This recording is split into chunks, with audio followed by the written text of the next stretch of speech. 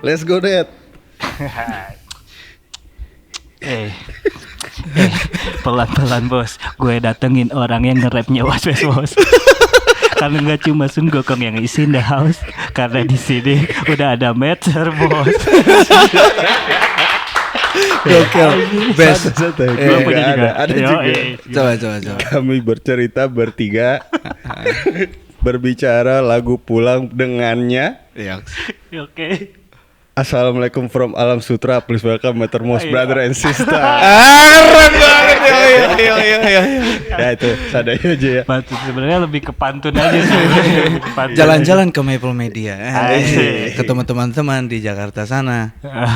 Bersama-sama kita membahas Iya. musik baru keluaran dari saya. Anjir. Masuk. Tapi itu tuh anjir itu jadi perbincangan ya. Kalau misalnya gue liat di TikTok ya video-video kayak gitu. Ini mah pantun. Yeah. Sebenarnya tuh gimana sih kalau menurut lu gimana? Sebenarnya rap music di Indonesia, maksudnya the closest thing to rapping di Indonesia pantun gak sih? Kayak Iya kan? Iya, kayak kalau banyak yang bilang termasuk gue salah satu rapper pertama di Indonesia itu Benyamin coy. Benyamin Sueb kayak doi emang orang yang membawa kata-kata pelantunan kata itu, gue rasa dia patut dikasih kredit untuk menjadi OG rapper bro. Karena kan kita Malay ya, maksudnya kultur Malay itu nggak sama kultur luar sana gitu, kultur Asia kayak gini nggak sama kayak sana, dan di sini vibe-nya bentukannya kayak pantun ya. Pantun adalah rap sih. Pantun adalah rap ya. Kalau kata gue sih sumpah. Tapi mungkin kalau misalnya gue perhatiin lagi, mungkin kalau misalnya di luar negeri itu kayak karena pakai bahasa Inggris aja kali ya. Jadi maksud gue pas di bahasa Indonesia jadi kelihatan banget kayak pantun tuh kayak ya udah mungkin karena penggunaannya kayak bahasa Indonesia aja gitu nggak sih? Maybe, I don't know. Tapi kayaknya vibe-nya kayak gitu sih. Bentukan ininya kali ya, struktur pelafalan kata gitu.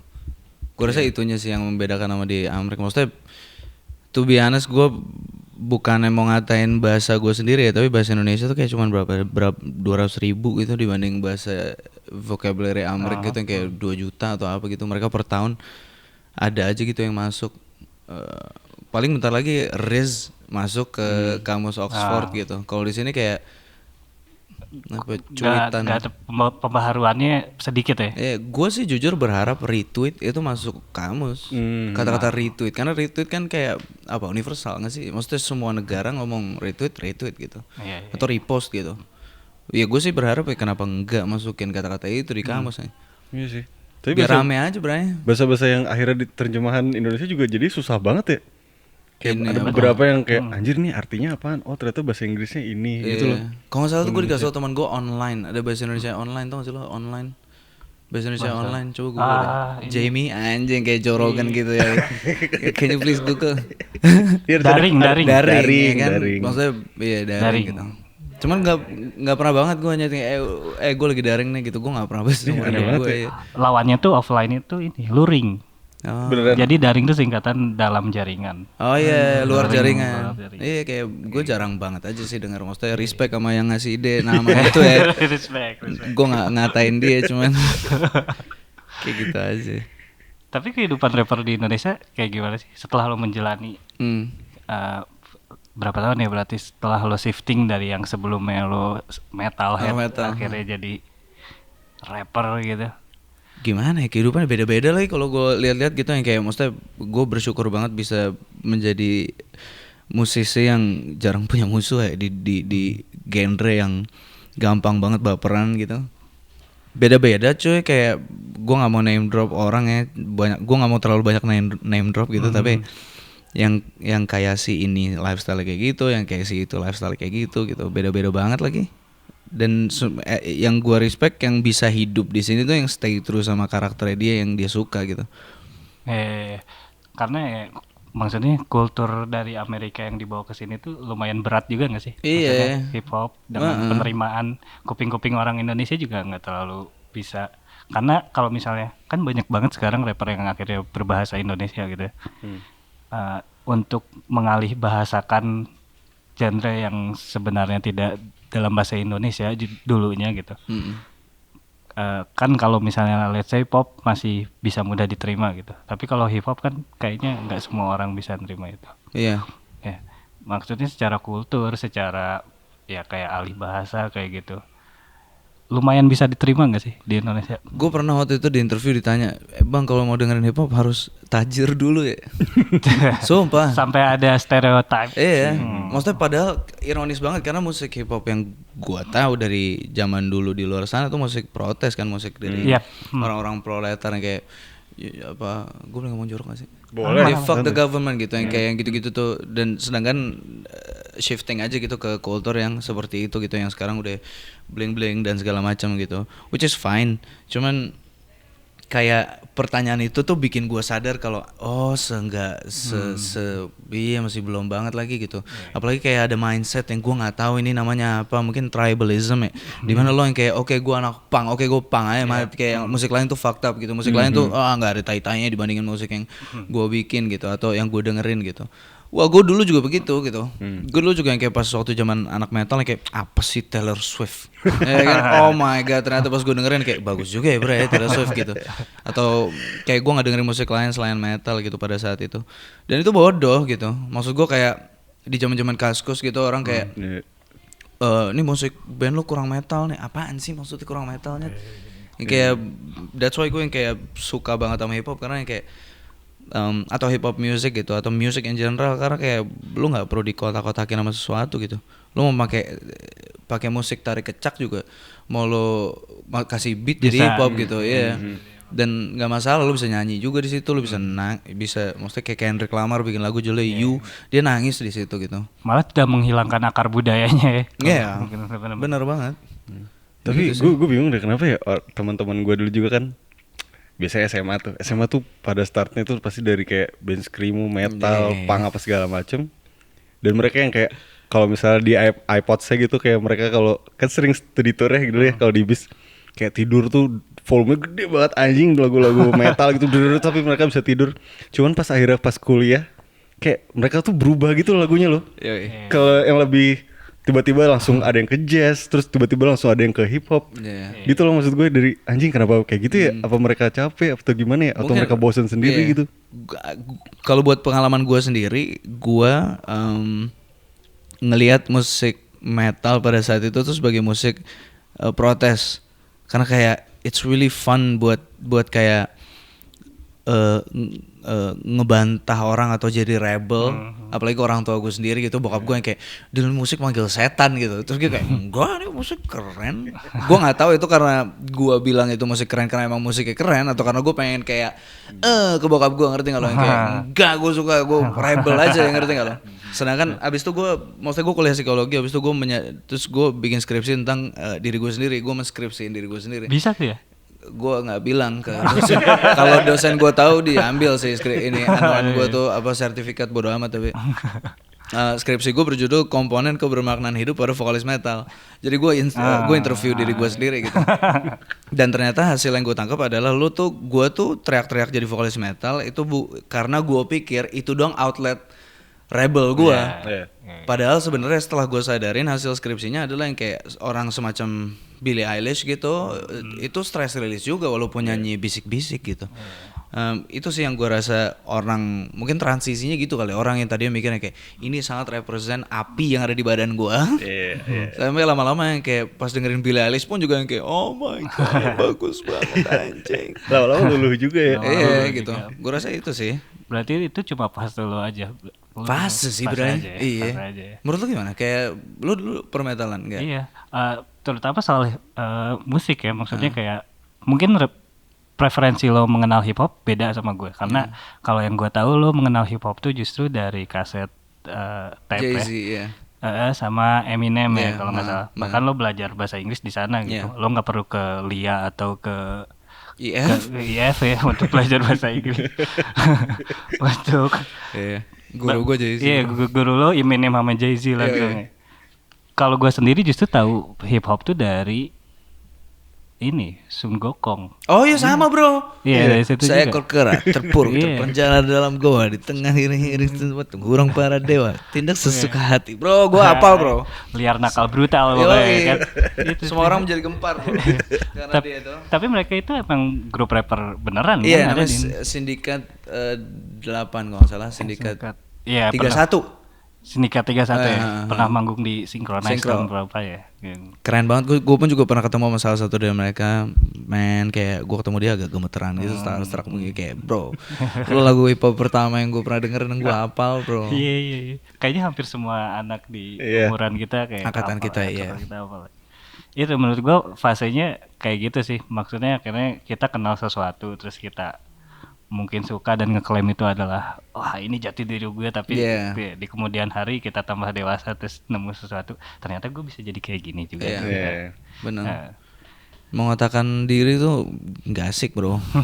Sumpah norak sih menurut gue, kayak nggak ada salahnya banget. Kayak kemarin gue habis ngobrol sama teman gue tuh Spotify Jam, terus yaudah dia ngasih dengar lagu dia, gue ngasih dengar lagu gue gitu, terus beneran kayak we really had fun, loncat-loncat genre gitu. Abis benerannya kayak abis jazz, bossa nova, terus tiba-tiba trance, mampus gak lo, kayak kuping tuh tuau gitu. Abis itu Skrillex gitu, abis itu kita Kendrick gitu, kayak it's super duper fun. And it's okay, ngerti gak lo? Kayak gue OTW kesini dengerin Ariana Grande yang baru, bro. Yang buat That Mac Boy Miller Is ya? Mine. Atau sama Eternal Sunshine, itu sinting sih itu lagu. Menurut gue kayak, bro, so good, bro. Padahal dulu kayak orang kayak kalau misalnya ada lagu pop dikit, misalnya dulu kan yang metalhead yang rock mampus banget gitu, kayak denger lagu pop dikit kayak anjing ngapain sih, terus kayak ada yang malu. Gue gitu bre dulu. Sumpah gue gitu dulu. Kenapa ya? Fase aja kali ya. Fase aja kali ya. Fase norak. Sekarang mau capek anjir kayak gitu-gitu ya, nahan-nahan malu gitu. Semuanya dengerin udah gitu. Ngapain dah? Apa dah? Jadi orang tuh kalau menurut gue ya bagusnya tuh genre agnostik, bro. Jangan percaya sama genre sih, menurut gue gitu aja sih. Udahlah, buat apa lu percaya sama genre? Percaya sama Tuhannya, Tuhan. Kalau emang Tuhan lu musik gitu, anjing. Tapi lu merepresentasikan diri lu sebagai genre agnostik. Gue gak percaya sama genre, bro. Gue terus ini aja. Gue gak percaya sama genre, bro. Sumpah gue gak bohong. Kayak apa dah? Ngapain?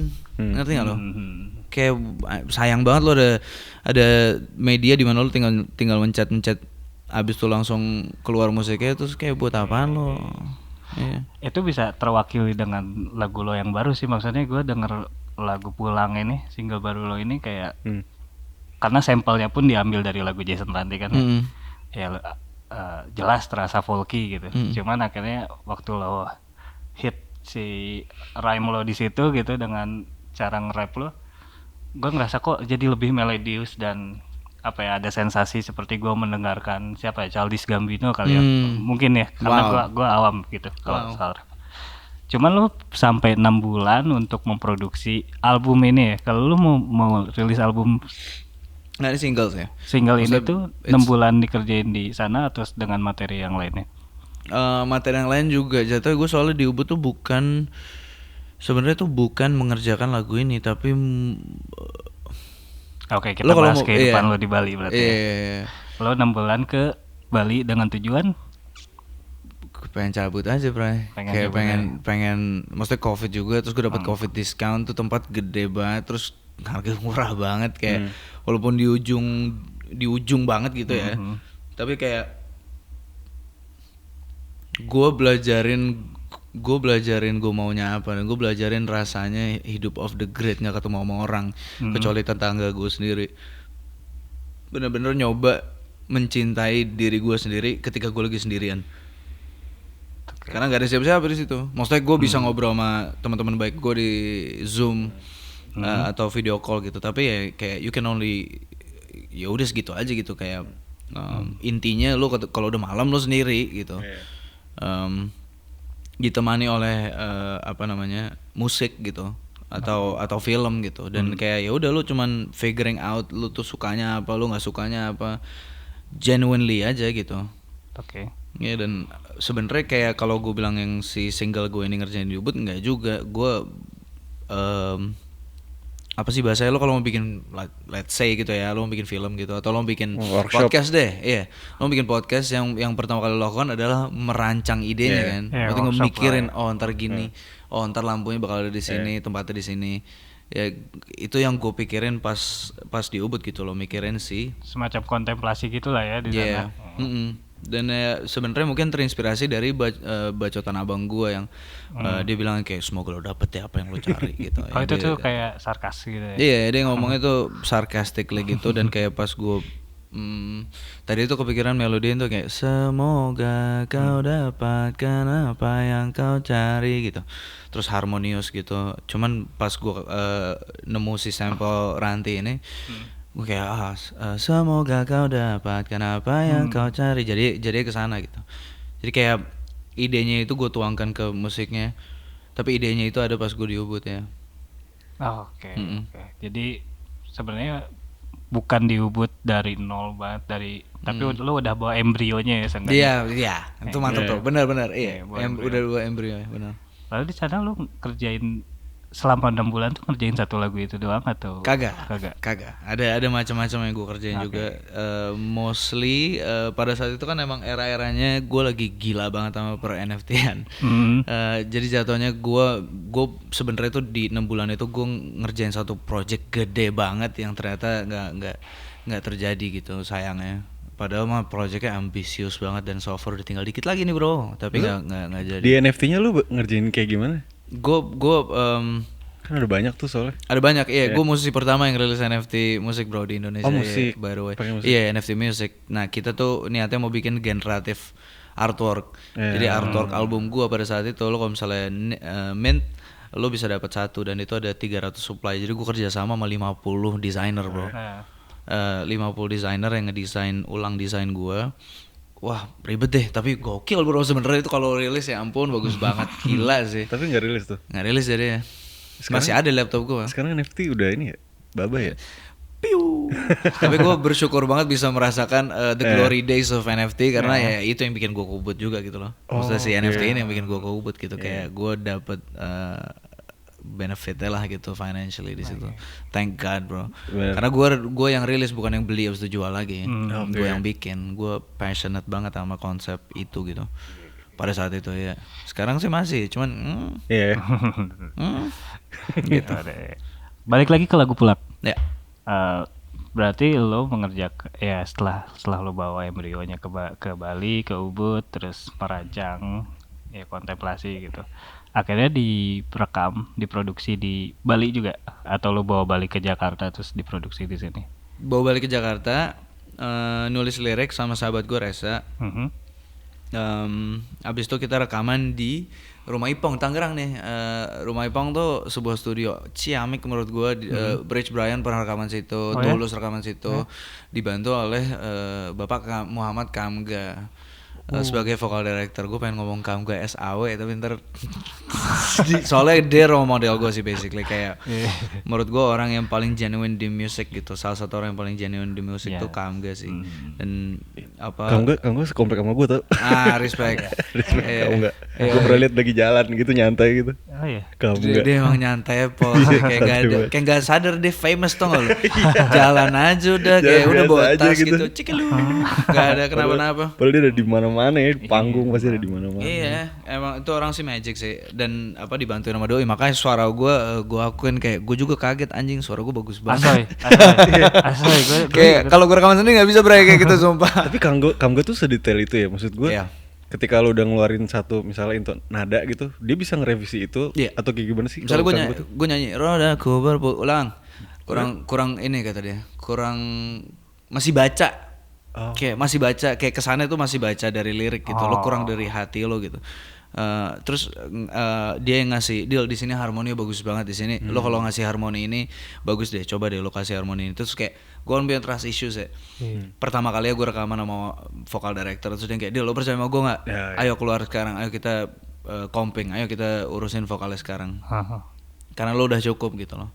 Yang lo lakukan udah cukup gitu. Terus gue beneran ngeliatin dia berduaan tektokan sama Ipong sebagai engineer. Gue yang kayak anjing ini keren banget sih ini orang, kayak dia tahu gitu loh yang kayak yang mana tuh melodi yang jujur, yang mana yang enggak gitu loh. Itu sih yang bikin gue kena banget sama Kamga. Dan co-produsernya kan Dipa. Itu gue ngerjain sama Dipa di Zoom, sama pernah studio session sekali gitu. Gue sama Dipa biasa zoom-zooman sih.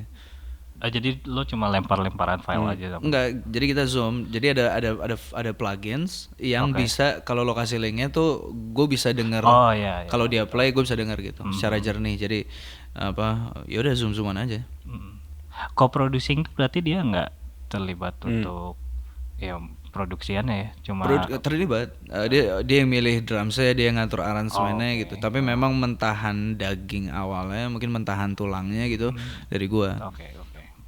Gue yang produce juga, cuman Dipa kan another level. Tapi kan berarti ini beberapa lagu yang dibantu oleh Dipa lagi ya. Iya. Terus kayak gue kan udah denger lagunya ya, yang pulang itu.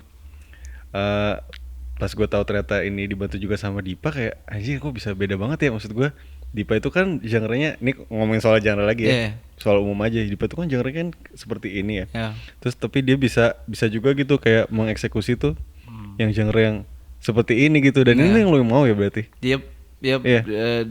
Dipa bisa macam-macam sih. Gue yakin banget Dipa tuh bisa kayak kalau dia BM gitu, kalau dia mau dia bisa aja sih bikin hyper jazz, ngerti nggak lo, yang kayak bro dia he's a fucking genius bro sebenarnya. Dia dinamit sih menurut gue, kayak kalau lagi meledak ini ya tuh energinya, dia kayak oke, bikin ini aja. Terus tiba-tiba bikin musik yang kayak Dil, kita lagu ini buat si ini pecah nggak menurut lo? Pas gue play, anjing kok bisa nyampe sini, ngerti nggak lo, kayak trust me, lo belum denger Dipa yet, ngerti nggak lo, like what he's capable of doing, lo belum denger sih. Kayak ada satu lagu yang lagi kita kerjain juga yang kayak lagu Dipa yang kayak bro. Oh ya? Bro. Tapi nih ya, kalau misalnya gue sebagai pendengar umum aja nih ya, maksudnya kan gue tahu lu nge-rap ya, ini kan umum ini nih, lu nge-rap gitu. Terus pas tadi gue dengerin lagu yang pulang ya, kayak anjing kok bisa tiba-tiba akustik kan, gitar pakai gitar akustik nih di depan, dan ternyata beat naiknya itu tuh ada di menit-menit akhir ya kan. Nah, terus tadi gue mau nanya nih, kayak gimana cara bisa Dipa Barus ini kan, kalau misalnya secara awam genre seperti itu, terus lu kayak nawarin gue mau bikin lagu nih kayak depannya pakai gitar akustik aja, tapi gue bakal kayak nge-rap gitu. Terus kayak dia tuh yang tipikal kayak yaudah ayo kita bikin, atau kayak anjir gue coba dulu dah kayak ini bisa atau enggak ya gitu. Gitu kayak gimana sih? Dia pertama kali dengerin demonya langsung kayak oke, this is gonna be crazy. Ini gue belum pernah denger kayak gini sebelumnya. Iya. Dan kayak ayo kita pertama kali gue kasih demonya ke Dipa langsung ngajak ketemuan di studio di Jakarta. Dia ke Jakarta, tapi emang ada kerjaan juga. Habis itu studioan tuh sama gue, sama manajer gue Robin, sama manajer Dipa juga, sama Aca. Terus Dipa yang kayak oke, what about, jadi udah ada tulangnya. Habis itu Dipa yang kayak deal, ini kalau begini gimana? Ini kalau misalnya ini drama diginiin gimana? Kita brainstorm di situ, workshop di situ beneran yang kayak oke deal, kalau misalnya ini lo puter di awal aransemennya begini gimana? Jadi jatuhnya dia tuh kayak apa ya? Director aja gitu. Kayak dia ngedirect, oke, what about this gitu. Otak kedua buat gue untuk yang kayak nyari opsi lain di lagu gitu. Itu sih yang dilakukan sih. Dia nggak pernah back down sih menurut gue kalau ada kesempatan buat bikin musik yang dia suka. Dia nggak akan back down, karena dia juga menurut gue buset deh, itu orang dengerin musik mah apaan aja banget bro. Apaan aja banget, gila. Jadi nggak cuma yang dia produce so far gitu, kayak beneran apaan aja, dan musik kayak gini challenging buat dia, yang interesting buat dia. Gue pernah lihat dia ke DJ bawain lagu ini di Sondrenalin atau apa ya, lupa gue dulu lah bawain individu mengadili persepsi ya. Persepsi sering aja. Merdeka. Dipa Barus yang main. Apaan itu? Iya. Ya, itu mantra bro, itu soalnya mantra bro. Ya, mantra. Kayak mantra ya. Itu orang kemana-mana banget nggak sih zaman dulu, maksudnya ngerjain ini, dia dulu agrikultur gitu, kayak buset deh apaan aja coy. Iya, sama siapa aja tahu gitu kan. Tapi ini si Dipa Barus ini berarti produser pertama lo juga bukan sih? Atau lo tuh produser sendiri ya awalnya? Enggak, awalnya gue diproduksi orang. Pokoknya gue inget banyak banget sih produser yang pernah kerja sama gue.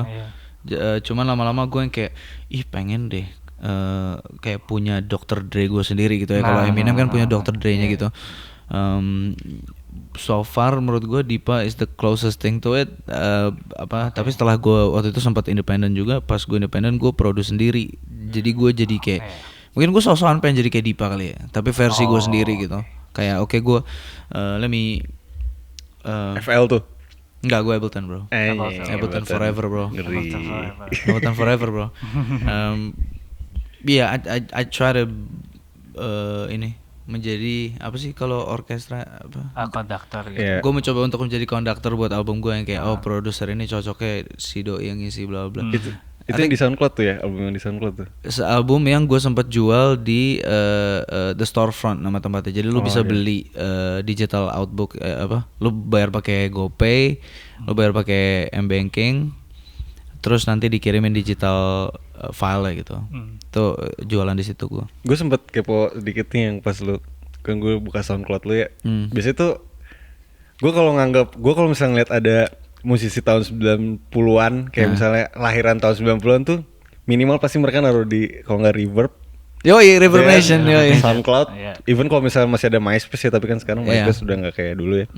Pasti ada tuh portofolio. Last FM nggak sih? Last FM kan dengerin lagu. Last FM dengerin lagu. Last FM gue banget sih Last FM. Match-nya 80%. Iya, keren tuh. Parah sih Last FM. Gue tuh selalu mikir kayak tahun anak-anak kelahiran tahun 90 sampai tahun 94-an tuh pasti mereka naruh porto di SoundCloud tuh. Nah, gue ngeliatin tuh. Gue nyari ternyata beneran ada nih. Nah, itu tuh yang lu bikin tuh.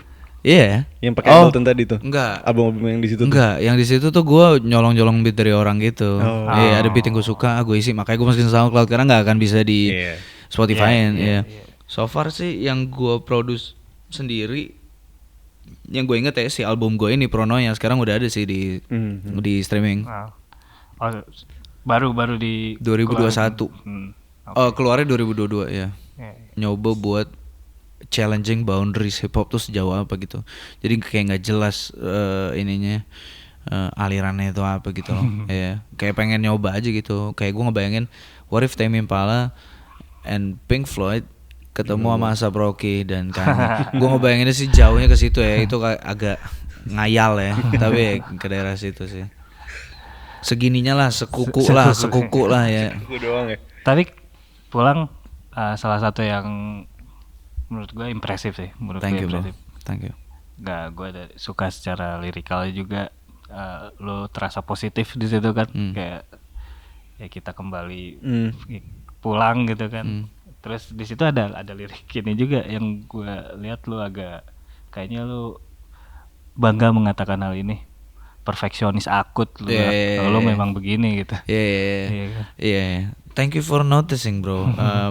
Gue dulu gue baru kelar terapi. Dulu gue divonis OCD.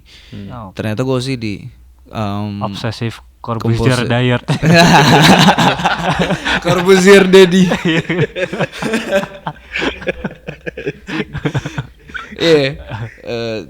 Iya benar. Corbusier daddy anjing Taiwan.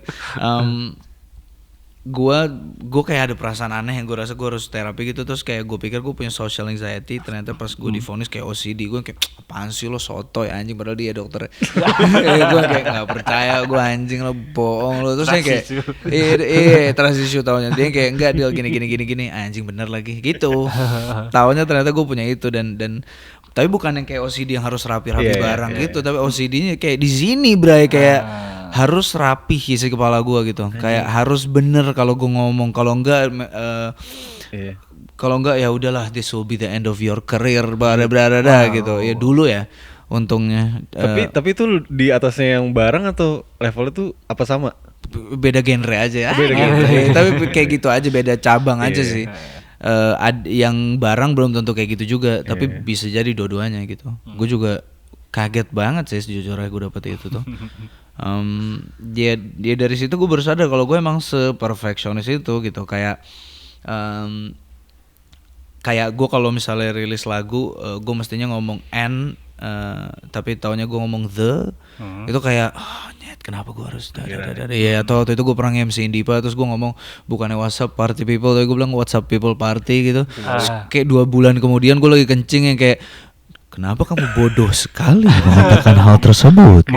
Mengutuk diri sendiri. Iya, kayak dasar bodoh, pantes lo begini jadi musisi, masih aja gini-gini aja gitu. Ada aja padahal cuman gitu doang. Sampai akhirnya gue terapi dan kayak terapis gue kayak emang kenapa Del? Kayak emang kenapa kalau misalnya lu salah ngomong, emang bakal ada yang semerhatiin itu. Sampai akhirnya gue dikasih metode-metode yang kayak sangat membantu gue dan kayak jadi mantra buat gue gitu. Oke. Which is salah satunya adalah ngaku kalau emang gue tuh gini.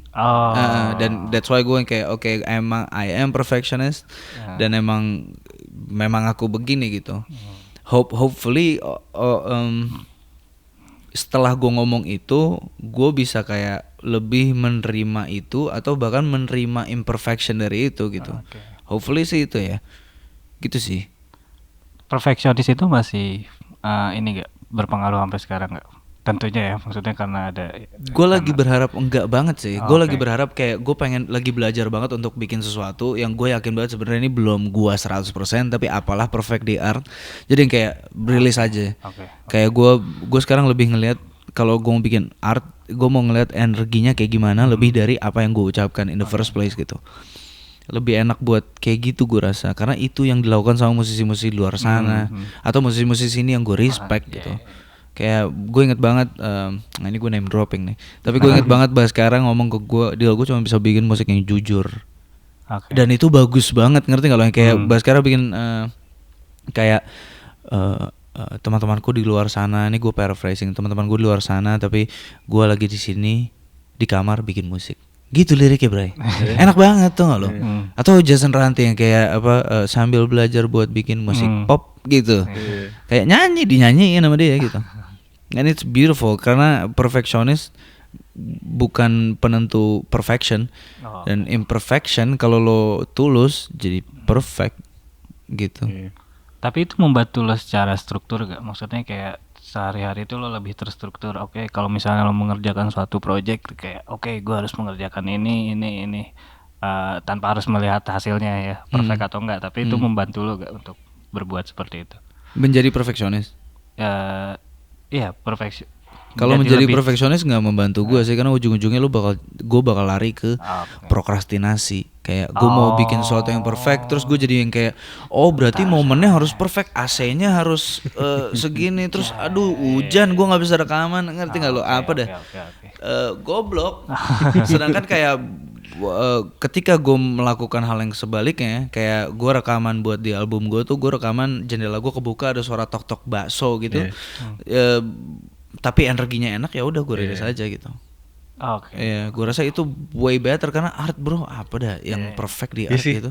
Iya serius, gue juga kan kalau misalnya gue ngambil contoh tuh kan di sini kan syuting rewind ya, rewind Maple. Terus kalau misalnya ada orang kayak kudrak, terus yang lain kayak bisa diem dulu nggak bentar nih lagi pada syuting nih. Kalau gue tuh biasanya kayak ada suara motor dari luar, kayak udah tenang aja, santai aja gitu loh. Maksud gue emang kita tuh nggak harus seperfect itu loh.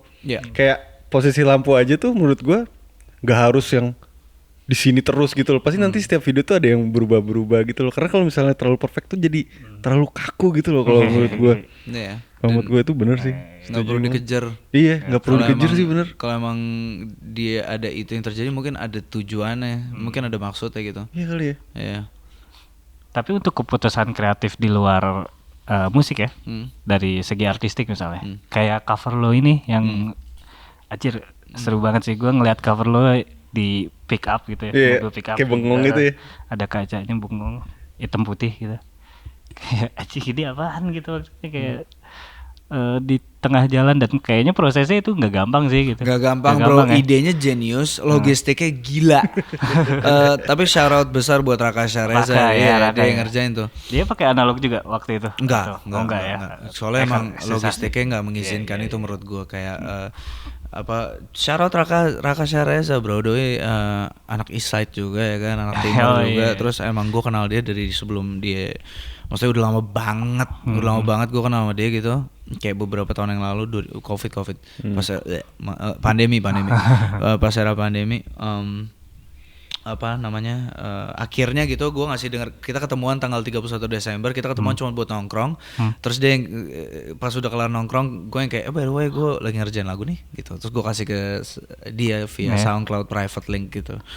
Terus langsung gue yang kayak, deal boleh nggak, dia nelfon gue langsung yang kayak, deal boleh gue kerjain nggak ini artwork kayak gitu. Oke, setelah 2 minggu dia dengerin, terus dia kayak, bang gue punya ide bagus, udah lu percaya aja sama gue. Raka tuh gitu banget anaknya, udah lu percaya aja sama gue gitu. Lu pick up, duduk, ada kaca, berdiri. Wah, anjing keren banget. Oke, logistiknya apa aja? Pick up, kaca gede. Oh berarti kalau kaca gede gitu gimana cara biar dia nggak pecah kalau di pick up truck? Gak gue pikirin. Harus ada yang megangin tuh kaca kan? Gak gue pikirin. Tapi you know, after we find the solutions, kayak udah tuh kita muter-muter di situ. Raka berkali-kali foto, gue beneran kayak berkali-kali berpose. Terus Raka dari jauh naik motor gitu ngikutin yang kayak muka lo gini. Dari jauh gitu. Teriak tuh dari di jalan. Kadang dipepetin dulu ke pick up yang kayak lo gini aja bray. Oke, udah. Terus gue ikutin, terus beneran kayak yang paling gue suka dari Raka tuh sebenernya ya, maksudnya now that I think about it, yang gue suka banget dari Raka adalah dia cuma ngasih dari sekian ratus foto yang dia foto, dia cuma ngasih satu, ini deal. Oh iya. Iya, yang itu, yang kayak udah lo percaya aja sama gue. Ini. Jadi lu gak dikasih opsi ya? Terus gue kan minta dong, ya kan, kayak ya minta dong, kayak masa nggak ada gue mau lihat dong anjing kayak yang lain nggak ada apa yang saik-saik, siapa tahu gue punya ide bagus. Terus dia kayak udah lo percaya aja deh ini gitu. Terus kita tetap maksa kan, kayak akhirnya ayolah kasih lah gitu. Ujung-ujungnya itu, ujung-ujungnya gitu. Enggak, maksudnya dikasih opsi. Terus kita lihat-lihat kayak emang ini lagi, emang ini bener lagi, iya emang ini gitu. Dan iya itu sih shout out buat Raka karena idenya jenius.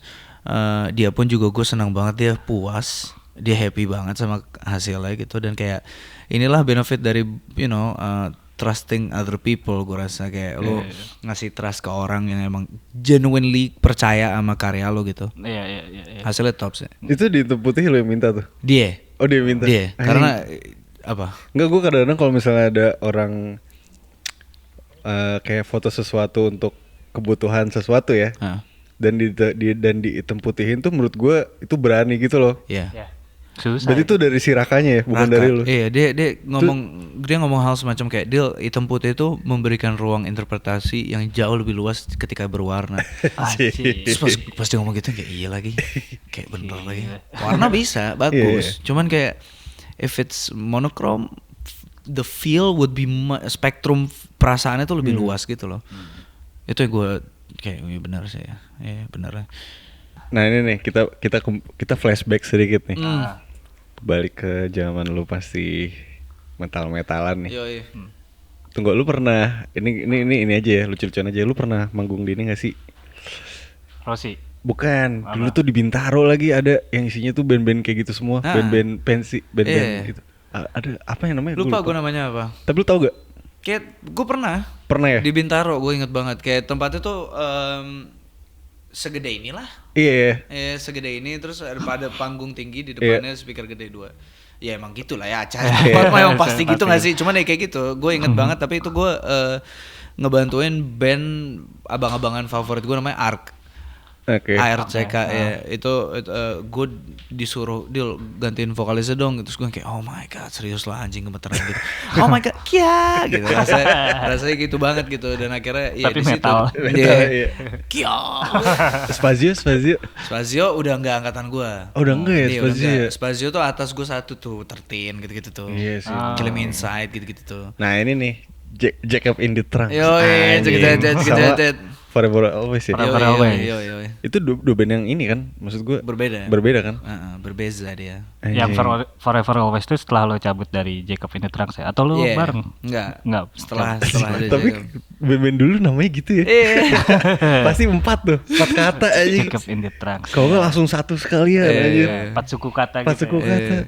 Iya, gue juga itu nama yang bikin si gitaris gue tuh pada saat itu tuh, dia kayak namanya Jacob in the Trunk. Gue kayak oke.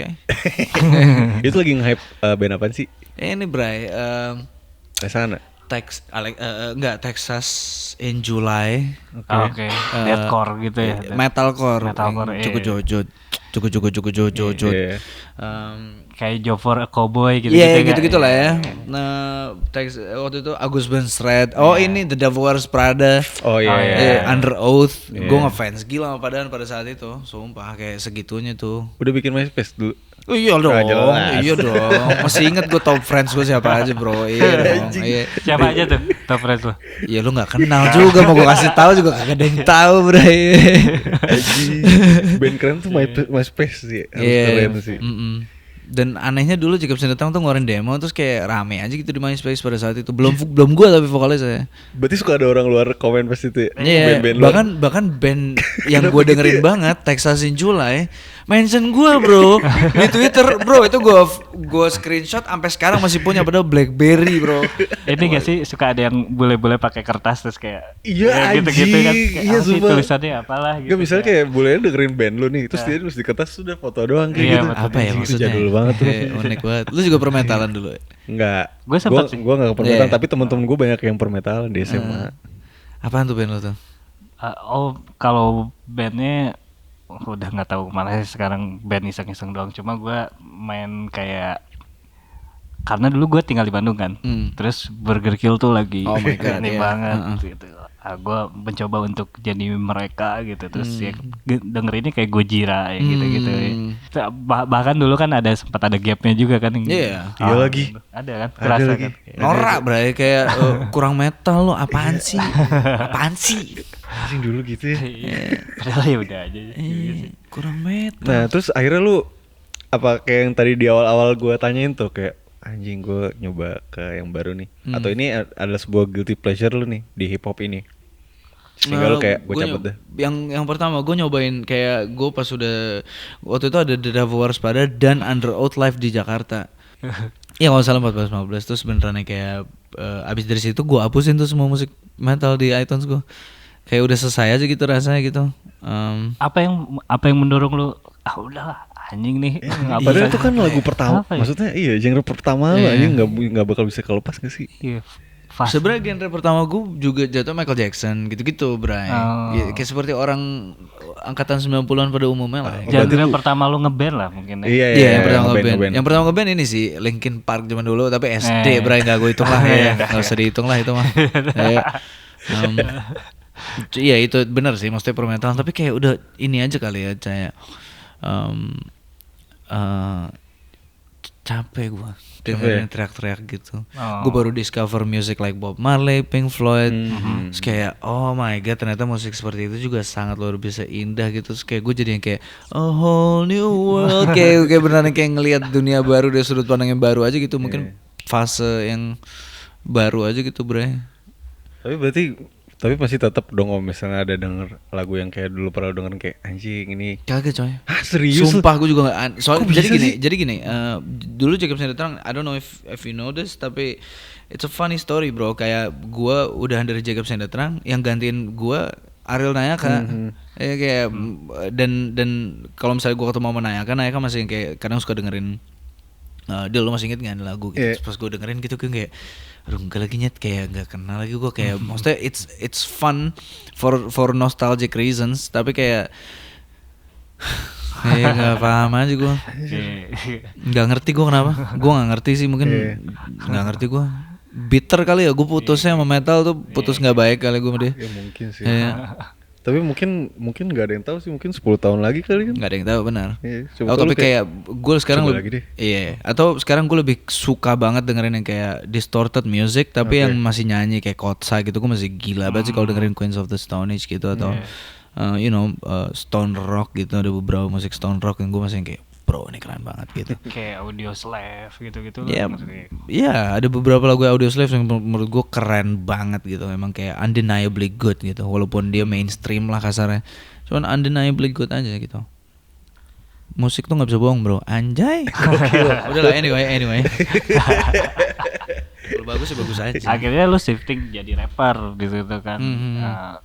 Perjalanannya sampai itu tuh yang sempat gue bahas tadi. Lo ketemu Lace, terus akhirnya kalian freestyle. Lo bisa dibilang choking gak sih waktu itu? Atau? Oh bro, choking banget, gue choked kayak bro. Nggak bisa ngomong gue. Itu jadi lo bayangin aja nih, pertama kalinya gue manggung hip hop bro. Gue manggung sama Lace, one of the best freestyler in Indo ever. Tapi lu udah kenal tuh? Baru halo-haloan doang. Oke. Kok nggak salah dia masih Lazy P deh namanya, atau Lace ya. Oh sebelumnya pernah ada nama lain? Lazy P dulu namanya pas dia di Bandung. Dia anak Bandung dulu ya, ITB deh. Terus beneran kayak di situ ada guru atau mentor gue, orang US namanya Farbeon. Terus dia ngajak gue, habis itu dia ngajak Lace juga. Terus kita ada momen tiba-tiba yang kayak dia kayak, hey we gonna do a freestyle. di depan orang banyak gitu di Amerika. Terus gue kayak oh my god, gue cuman apal 1 apa 2 lagu lagi gitu. Terus kayak kalau misalnya temponya nggak pas jadi nggak asik banget lagi. Terus gue panik pas mic dikasih ke gue kayak nggak bisa gitu. Terus Les ngambil mic gue, terus yang kayak oke lah gue freestyle aja pakai bahasa Indonesia. Orang langsung kayak karena pada saat itu gue nggak bisa bikin lirik bahasa Indonesia. Itu diserobot aja tuh sama Les. Enggak, emang kayak kita muter oper-operan mic, terus gue choke gitu. Terus Les udah yang kayak mukanya tuh yang kayak udah cepetan di sini kasih gue mic, kayak basically kurang lebih kayak gitu. Terus gue kayak nih bang. Takut. Terus kayak V. Terus di situ beneran kayak kita berdua langsung kayak Hafi juga tetap respect gue karena gue at least nggak kencing di celana, ngerti nggak lo? Atau yang kayak di situ langsung kayak yo we can make money on this hip hop shit kayak Les yang kayak terus ngajarin gue freestyle. Gue inget banget kita lagi di Burger King, dia ngambil HP freestyle tuh gampang tau. Terus dia buka Instagram feed, abis itu dia yang kayak lihat nih ada baju Babe yang lagi di abis itu ada orang nge-vape. Bro kayak beneran ada orang lagi nge-vape. Segitu dia jago banget coy. Kayak apa anda lo orang bukan sih? Tapi kan kalau nge-rap pakai bahasa Indonesia tuh lebih susah menurut gue. Iya, Bener kan? Karena bener pemilihan kata lu nggak boleh sembarangan. Jadi kalau sembarangan jadi malah flop. Iya, bisa cringe. Yeah. Kayak Lex gitu. Dia menurut gue dia jago banget bahasa Indonesianya dan spektakuler di Indonesia. Bahasa Inggrisnya jago, spektakuler di Indonesia gitu. Tapi ada juga orang yang nggak spektakuler, nggak jago di bahasa Inggris tapi spektakuler di Indonesia dan sebaliknya gitu. Maksudnya gue happy banget kalau gue denger Ramen Girl name drop lagi gue. Anyway, gue suka banget kalau denger Ramen Girl nge-rap bahasa Inggris. Gue suka banget gitu. Karena menurut gue perfect banget, pas banget, emang kayak she was born for that gitu. Dan gak ada salah ya kalau Ramen nyoba buat berbahasa Indonesia, tapi memang itu 2 dunia yang berbeda ya kan, kayak 2 shift yang beda gitu sih. Oke, si Les keren banget sih. By the way, gue juga waktu si Les main ke Rewind, gue tonton episodenya kayak anjir ini orang berani banget untuk bisa hidup ngejar impiannya dia gitu kan. Dan lo bisa pertama kali ketemu langsung freestyle, maksudnya freestyle sama Les, terus akhirnya choking di atas panggung, tapi akhirnya nggak bikin mental lo jatuh, malah diangkat lagi gitu sama si Les ya. Gimana kehidupan lo saat ini ketika apa yang diomongin sama Les, ayo kita cari duit di hip hop, gimana running well gak sampai sekarang? Terus kayak semangat itu masih nyala nggak sih di lo? Api lo masih berkobar gak sih? Masih sih, maksudnya ini gue jalan kaki dari rumah ke sini. Anjing, bohong banget, lebay anjing, meninggal bro. Sawit ya. Dari timur ya. Ya, kayak apa ya, sayang, gue nggak tahu lagi mau ngapain selain di musik, ngerti nggak lo? Gue beneran nggak tahu lagi mau ngapain pak, gue nggak bisa apa-apaan anjing, sorry banget nih. Kayak gue nggak bisa apa-apaan lagi selain ini, kayak this is the only thing yang gue sangat enjoy doing. Gue bisa aja baru bangun tidur terus dikasih link Zoom sama teman musisi gue, terus kayak deal kita bikin lagu, ngerti gak lo? Ayo, langsung kayak ayo, panas lagi badan gue, nyala lagi gitu loh, menyala bangku, nyala lagi. Kayak gak tahu bro, I just love doing this. Udah berapa tahun sih? Dari 2009 kan kurang lebih, tapi ya maksudnya kan permetalan ya. Mungkin nulis lirik hip hop itu 2015 gue nulis lirik hip hop pertama kali 2015. Abis itu gue nyetok setahun, jadi gue gak rilis apa-apaan setahun. Gue nulis aja. Berarti gue mau nanya nih, kan lu di hip hop nih berarti ada yang lu tuju gak sih sebenarnya? Sampai akhirnya kayak oke nih. Gue pengen menyediakan gue pengen menjadi orang yang bisa menginspirasi diri gue sendiri. Oke. Kayak ini gue suka banget yang bacotannya Bass Boy. Gue nyebut lagi nama. Ya udah lah ya, maksudnya bodo amat. Emang gue nih, gue sayang sama orang-orang yang gue sebut, jadi yang kayak gue nggak mungkin nyebut orang yang gue nggak suka. Bass Boy bilang ke gue yang kayak deal. Maksudnya kurang lebih dia ngomong yang kayak Bass Boy itu bukan yang Baskara, nama aslinya Baskara. Bass Boy itu bukan Baskara, tapi Bass Boy adalah orang yang Baskara aspire to be. Oke. Itu tuh gue kayak anjing, bener banget loh Nyet, kayak gue pengen, maksudnya Baskara hidup untuk menginspirasi Busboy, atau Baskara hidup terinspirasi dari Busboy gitu. Kayak gue pun juga jadi ngeliat diri gue seperti itu gitu. Kayak oke, ada Mattermost, ada Fadil. Gue pengen Mattermost nih, Fadil bisa bangga banget ada eksistensi si Mattermost ini. Gimana caranya buat Mattermost nih jadi the best version of Mattermost untuk si Fadil, dan sebaliknya gitu. Gimana cara Fadil bisa the best version of Fadil supaya bisa jadi Mattermost yang Mattermost banggakan gitu. Kayak ngerti gak lo? Ngerti. Analogi Spider-Man sama Peter Parker aja, ngerti gak lo? Kayak kayak nggak ada yang tahu juga kalau misalnya ini katanya Busboy sih, nggak ada yang tahu juga kalau misalnya Peter Parker, you know, kayak it's really hard to say this. Mungkin next time lo ajak Busboy coba tanya ini deh. Kayak dia yang paling pinter buat ngomong ini. Cuman ya itu sih. Itu mungkin yang menginspirasi gue sampai sekarang. Busboy itu Unpad dulu betul. Bandung ya? Maksudnya dia di Bandung juga. Lo Unpad ya? Iya, gue Unpad juga. Jadi maksudnya dia kan di komunikasi ya. Gue sempat merhatiin juga Busboy dari yang kayak startnya sampai sekarang tuh jadi kayak wah anjir lumayan jauh juga ya perubahannya. Growingnya. Kayak dia emang menjalani itu dengan baik banget sih kayaknya. Kayak dia yang sempet di Converse yang itu kan. Ya ternyata ya sampai ketemu Tyler. Iya bro, gila sih gitu. Gue jadi dia sih buset deh, basah tangan gue nyet. Basah sih. Gue juga nggak akan tahu mau ngapain. Cuman mau makasih doang tuh, kalau makasih. Masalahnya tuh Tyler tuh Kendricknya Busboy gitu. Maksudnya gue segitunya sama Kendrick gitu. Lu sama Kendrick lama dan Kanye kayak kalau Busboy ketemu sama Kendricknya dia, maksudnya Tyler tuh itu dia banget kan, kayak bro hebat sih itu orang. Tapi nggak lama setelah lo shifting dari metalhead ke jadi rapper, akhirnya terus lo gabung sama kolektif UBC ya. Yoi. Di situ ada Tuan 13 juga, ada Ramen Girl. Ada Gibran. Apa yang akhirnya bikin lo join ke sana? Ramen sama Tuan 13. Sama Tuan 13. Pas gua dari 2015 ke 16 itu gua bikin lirik doang. Habis itu 2016 gua ngeluarin lagu, langsung di discover sama salah satu owner UBC namanya Diaz. Terus Diaz langsung kayak, "Deal, do you wanna join our collective namanya UBC bla bla bla." Siapa aja di situ? Ada nih namanya Tuan 13. Buset, gue pas pertama kali dengar Tuan 13 kayak anjing. Lo tuh band Ratatat ya? Itu ada band French berdua, berdua yang gitar di reverse gitu, nyot gitu. Dirapin lo sama dia. Jadi Tuan 13 bikin rap song pakai beatnya Ratatat. Di situ gue langsung kayak, gue mau ngobrol sama nih orang, sumpah please. Ya, terus habis itu Ramen Girl juga tetangga gue. Ramen tuh dekat banget rumah sama gue. Oh ya? Kayak 2 lagu lah nyampe jalan kaki gitu. Sedekat itu gitu. Terus kita berdua beneran yang kayak ketemu terus ngobrol banget, terus kayak gimana nih? Kita ditawarin UBC, kalau lu masuk gue masuk nih, kalau gue masuk lu masuk nih, gitu-gitu.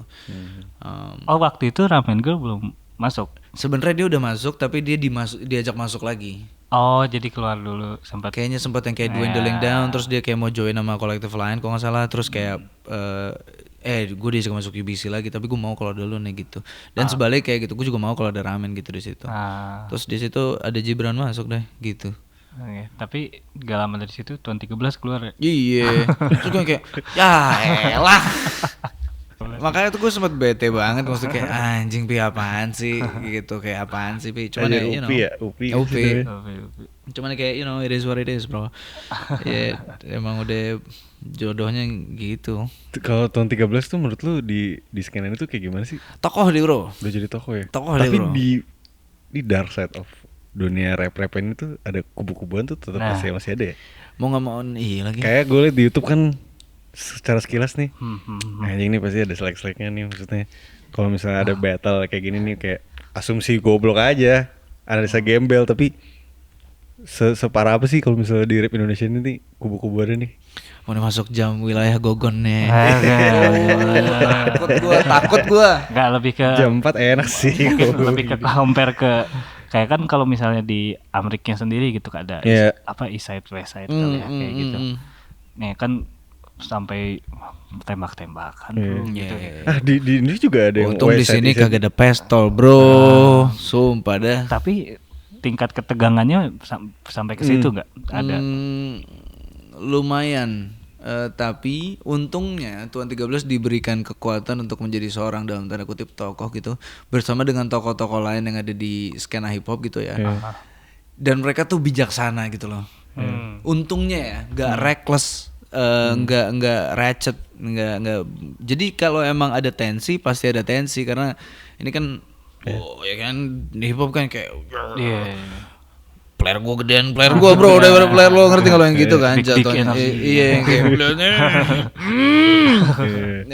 dan walaupun itu tetap ada di banyak orang termasuk gua, kita tetap humble enough buat yang kayak ya udahlah nyet. Maksudnya gue sempat ngomong di tweet yang cukup jadi agak viral rame gitu. Tweetnya tuh nunjukin grafik pendengar musik di Indonesia 2017. Hip hop tuh 0,1%, Pak. Maksudnya ada pop, dangdut, rock, bahkan jazz dulu. Jazz, bro. Baru hip hop. Jadi kayak gue di situ nge-tweet yang kayak, nyet buat apa sih kita ribut-ribut? Apa sih orang yang dengerinnya masih dikit, ngerti enggak lo? Kolamnya masih kecil, ngerti enggak lo, buat apaan sih?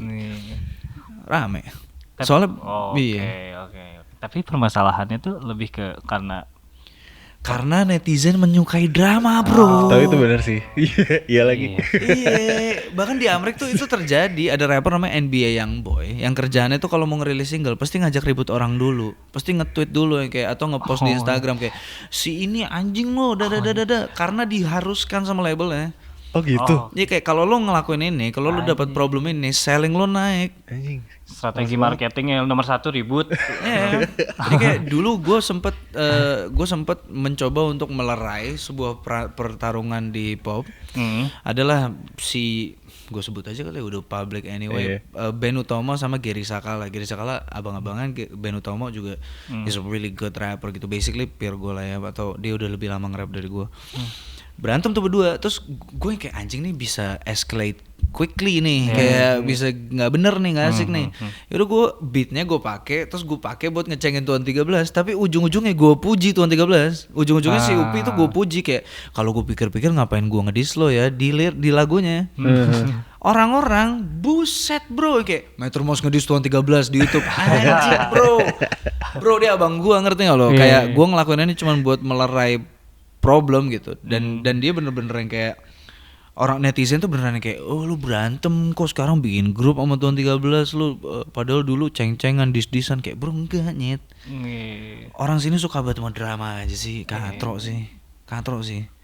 Makanya ketika ngeluarin diss track itu agak laku ya, maksudnya tetap ada yang nyangkut. Bahkan dulu gua tuh ini ya 8 Ball ya. itu dia memang nasinya. Dia kalau bikin musik tuh nasinya dis bro ya. Ayo zaman gue SMP lagi, SMA gitu. Apa ya, waktu di Bandung tuh Homicide, Ucap sama Tufail waktu itu kalau nggak salah ada. Itu ramai banget juga, padahal kan maksudnya untuk masa Homicide-nya sendiri, pendengar Homicide-nya sendiri kan sangat berbeda gitu dengan hip hop yang ya let's say lah pembahasannya atau topiknya gitu. Kan kalau Ocok lebih kayak wah protes, perlawanan kenceng banget gitu. Nah tapi tetap jadi makanan juga ketika ada drama gitu, tetap aja. Nih distract itu. Lu pernah bikin distract gak? Itu yang ngecengin Upi, kayak yang ngecengin Tuan 13 yang ujung-ujung gue puji. Jadi di lagu itu beneran buat Instagram doang, tapi langsung buset di YouTube rame gitu, diambil sama orang. Itu doang sih, makanya gue nggak mau ikutan battle rap, gue nggak mau ini. Cuman kayak bro, kalau ada yang berani, sini loh. Ngerti kalau kayak salah satu bacotan Kendrick favorit gue yang kayak lo jangan main-main sama gue, kalau nggak gue bikinin lagu lo gitu. Itu salah satu bacotan Kendrick favorit gue, ngerti nggak lo?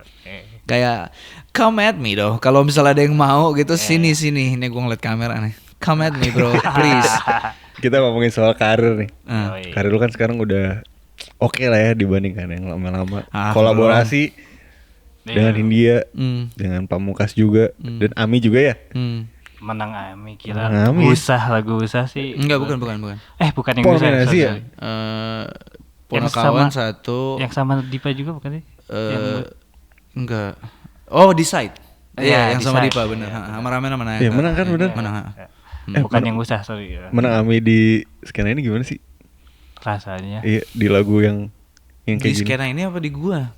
Ya maksudnya kan lu menangin suatu AMI dengan yang kayak genre lu yang sekarang tuh rasanya kayak gimana sih? Gue kepo deh. Kalau misalnya gue ambil contoh, dulu tuh ada band Ekrik apa sih? Oh, Afat. Afat dia kan Afat, menang ya. Heeh. Terus kayak anjing ada juga nih ya, kayak gini rasanya kayak gimana ya mereka bisa menang AMI kayak gini. Nah, kalau lu kayak gimana tuh? Gue kalau di skena gue nggak tahu ya, gue nggak bisa speak on behalf of skena, tapi buat gue pribadi yang kayak kalau misalnya ini merubah hidup gue secara signifikan, gue bakal happy banget, ngerti gak? Berubah gak tapi? like gue happy, you know, kayak Yeah. gue dapet rekognisi untuk diri gue sendiri dan gue happy banget. Don't get me wrong, Ami, Yeah. don't hate me for this, Ami. Cuman Mas Igun. Dia Mas Igun. Seger bang, menyala abangku, ilmu padi. Gue pribadi, gue I don't know, dude.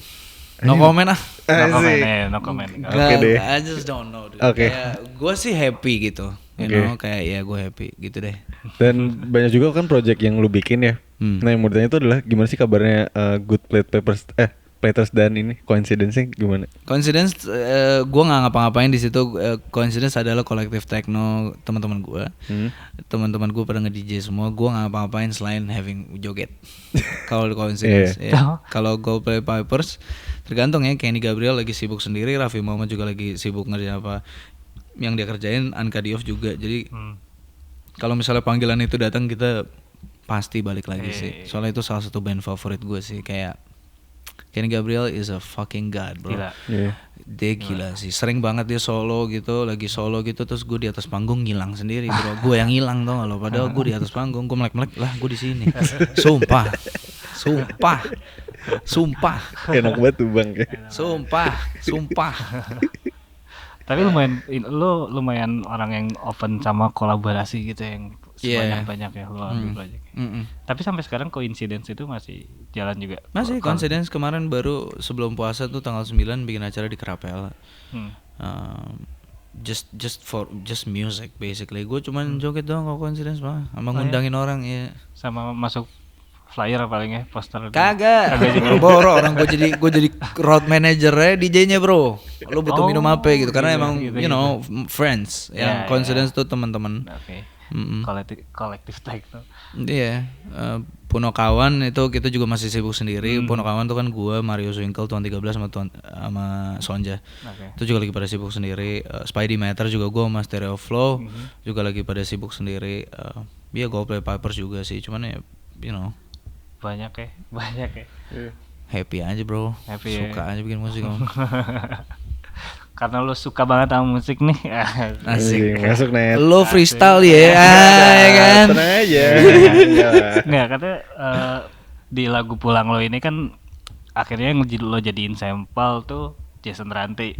Itu pun karena alasan tertentu ya kan, karena lo ngelihat video klipnya juga gitu, ngelihat kalau nggak salah musik video yang 421 ya. Lagunya juga itu kan. Karena videonya atau karena musiknya dulu sih sebenarnya? Musiknya dulu. Musiknya gila menurut gua. Iya. Musiknya sebagus itu menurut gua. Gua diceritain sama yang ngasih unjuk musik yang sekarang lagi ngerjain lirik videonya Pulang. Oke. Namanya Jovi. Yang kayak dia lo harus denger lagu ini bla bla bla. Pas gua tonton di kepala gua cuman harus gua sampel. Gua harus sampel lagu. Gua harus sampel gitu aja. Pastinya database musik lo, himpunan musik lo kan kayak dari approach lo sendiri adalah genre agnostik gitu kan. Pasti lo dengerin banyak musik, terus kayak untuk bikin sampel-sampel di lagu lo pasti nyari-nyari lagu juga gitu kan. Di lagu Pulang ini apalagi satu hal yang baru gitu di telinga ya, setidaknya gue dan Sugap gitu yang ngedenger lagu folk yang bisa di rapin gitu. Iya kan? Gue mau minta 5 lagu folk yang lo paling dengerin belakangan ini ya, recently, atau ada gak top of mind aja deh yang terlintas dulu. Sufjan Stevens folk kan? Iya, gue dikasih tahu Dipa yang kayak album baru Sufjan Stevens bagus banget, My Red Little Fox judulnya. Terus ada musisi solois lokal namanya Febri. Oh, ini Febri Rufi. Iya Ya. itu teman SMA gue. Sorry banget Feb, gue lupa. Sorry banget coy. Cuman Febri Rufi ya. Gue pernah ketemu kalau nggak salah Senar Senja ya dulu. Yes. Ya. Nah dia bikin lagu sama Asteriska, Julius Savana. Toneno noneno yang bagus banget. What else? 5 ya. Mungkin karena Joyland kemarin jadi dengerin lagi Fleet Foxes. Yes. Nonton. Wah gila sih, gue ada di situ juga sih. Iya seru banget. Sumpah kayak gak banyak ngomong, cuma thank you Jakarta udah balik kayak. Sopan gitu ya. Sopan. Honestly bro, Ranti Iya. bro. Duh gila sih tuh orang. Ngefans bro. Menurut gue dia rapper by the way. Iya, menurut gue dia rapper. Sama seperti gue melihat Frank Ocean adalah seorang rapper. Dari segi apanya? Lirik. Dari segi lirik. Dan kalau kita bahas balik lagi ke imperfection itu, cara dia untuk imperfectly making a perfect rhyme. Menurut gue itu yang Ranti lakuin sih, perfect dia. Udah 4 kan tuh, satu lagi adalah I don't know. 11, 12 tuh enggak deh, bukan folk sih, sorry bang. Oke. Mungkin Ewan Fals mungkin. Enggak ada lagi. Coba siapa lagi sih yang lokal? Nadine tuh folk kan? Nadine tuh ada folk ada tapi enggak terlalu folk sih. You know what? Nadine is she's another level of music. Iya. Nadine ya berarti. Iya. Oh my god, bro, itu orang. Iyo. Kayak apaan sih? Nadine ya? Apaan sih, tapi ada air mata gitu ngerti. Apaan sih Din? Biasa aja kali. Terus bikin video TikTok yang di speed up gitu kan. Semua aku. Ya bro, nanti she's the queen bro. Bagus. Tadi untuk dunia cinta dan kotornya salah satu yang gila banget sih di tahun ini. Untuk kehidupan lo sendiri nih, khususnya untuk judul lagu lo sendiri udah bilang pulang apa yang kau cari. Jadi apa yang lo cari ini di hidup lo sekarang? Lu mau jawaban serius atau enggak nih? Gue kayak vibe-nya lagi pengen bercanda gini lagi. Kecepatan net berarti. Kecepatannya Istri. Gitu enggak yang itu serius tuh, yang serius. Yang serius itu anjing. Bener tuh. No, honestly gue pengen banget leave room for interpretation di lagu ini. Gue pengen orang yang dengerin bisa menilai diri sendiri. Tapi jujur lirik yang gue paling kena di Pulang itu so far ya, padanya aku berlaut, padanya aku berlabuh. Itu nyanya enak kan gede. Mungkin emang Pulang tuh buat gue Tuhan sih. You know, kayak bukan Tuhan yang kayak orthodox teaching tentang Tuhan, tapi kayak apapun itu yang lo anggap sebagai Tuhan gitu. Mungkin buat gue frekuensi atau energi atau apa, tapi itu gitu. Berarti ini lagu religi ya Net ya? Pengennya sih nggak tahu deh. Kalau melodinya diubah sedikit gitu kayak padanya ku berlaut. Saya katakan padanya ku berlabuh. Bisa ya? Masuk. Anjing, gara-gara enak gede semuanya dibilang religi. Tapi ya, I don't know, siapa yang tahu? Iya, kayak nggak ada yang tahu juga. Emang rasanya seperti itu kita kayak being faithful sama either your family, your friends, your pet atau your God atau who you believe in gitu. Ini lagi umur-umurnya ya. Iya coy. Coba gue juga ngerasa gitu. Lo ngeliat TikTok tuh kalau ada orang kan di TikTok suka ada yang Al-Fatihah tapi style yang lain gitu. Kayak gue denger, wih anjing gimana cara bisa kayak gini. Bisa kali ya gue kayak gini juga ya. Emang umur-umurnya Net? Emang umur-umurnya lagi mulai mendalami sedikit. Iya. Gitu. Ya gue juga iya sih, gue ngerasa gitu juga sih. Jadi lebih ngerasa ada beneran kayak lo nih beneran nggak terjadi begitu aja gitu. Kayak ada aja gitu yang kayak ngebantu hal ini terjadi gitu, apapun itu. Mungkin I don't know bro, mungkin mushroom atau whatever, kayak maksud gue, lo nonton Fantastic Fungi nggak di Netflix? Gue nggak. Ada dokumenter namanya Fantastic Fungi, itu sinting sih. Maksudnya kayak jamur tuh underrated banget sih bro. Sumpah. Jamur. Ya. Alien sih kayaknya. Iya, sumpah. Underrated banget. Mm. Iya. Kita bahas Paul Newton sedikit kali ya. Lo akhirnya balik lagi ke ini bisa dibilang label ya kali ya. Label ya. Label lo. Mm. Ketemu Dipa lagi akhirnya. Bikin musik bareng lagi. Apa yang membedakan sekarang? Dan kalau nggak salah lo lebih terlibat banyak di songwriting ya di Paul Newton ya. Apa yang membedakan sekarang dari lo yang akhirnya dulu cabut mau solo dulu, sekarang akhirnya balik lagi? Kalau gua sama Dipa nggak ada ya, maksudnya karena emang kita berdua beneran kayak walaupun gua waktu itu sempat cabut dari Paul Newton masih ada aja bikin lagu bareng gitu. Happy banget gua kalau misalnya dapat link Zoom buat diajak workshop tuh happy banget gua. Mungkin yang membedakan sekarang ininya baru kali ya, maksudnya manajemennya, maksudnya ada Robin Lembridges namanya itu, doi orang Amsterdam. Oke. Siapanya Arvin van Buren? Iya, ini tetangga. Ini tetangga. Kalau Robbie van Persie siapa ya Robbie van Persie? Iya bisa sih, sama-sama Belanda. Iya tetangga kali, gue juga gak paham ya. Iya dia yang sekarang manage gue dan Dipa dan ya. Dia di Paul Newton juga berarti. Dan apa ya, gue ketemu sama dia terus beneran yang kayak I can see genuine, you know, genuinity. Mungkin gue bisa ngeliat genuine gitu nih, orang genuine aja. So, ya mungkin itu ya. Dan tim-tim lain di Paul Newton yang kayak you know focused, ya kayak all in. Oke. Ya. Jujur gue berharap banyak sama musik lo sih sebetulnya.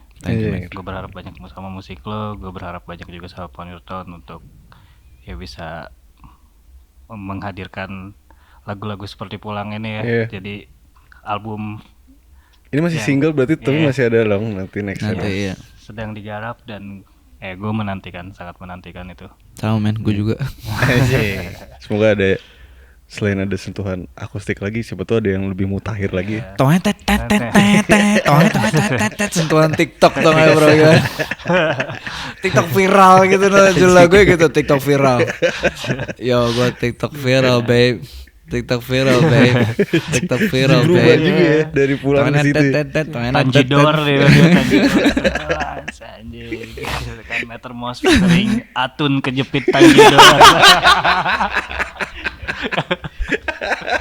Bro, thank you banget udah datang sini. Sama-sama man, thank you for having me. It's an honor. Happy banget gue sama Maple, suka banget gue sama Maple bro, sumpah. Ini nontonin Rewind katanya dari awal. Gue nonton Rewind dari awal bro, sumpah. Makanya gue tadi pas ketemu sama yang cewek yang Tiara gue kayak, ih oh my god. Anjir gue sering liat lo. Oke, sukses terus ya. Semoga ditunggu lagu-lagu ciamiknya itu. Thank you bro. Semoga lo bisa bro. datang ke Rewind nanti. Iya. Amin bro, who knows? Like count me in bro, amin, count me in. Siap. Thank you Mattermost. Sama-sama banget. Kita lu Junet ya. Gue Junet.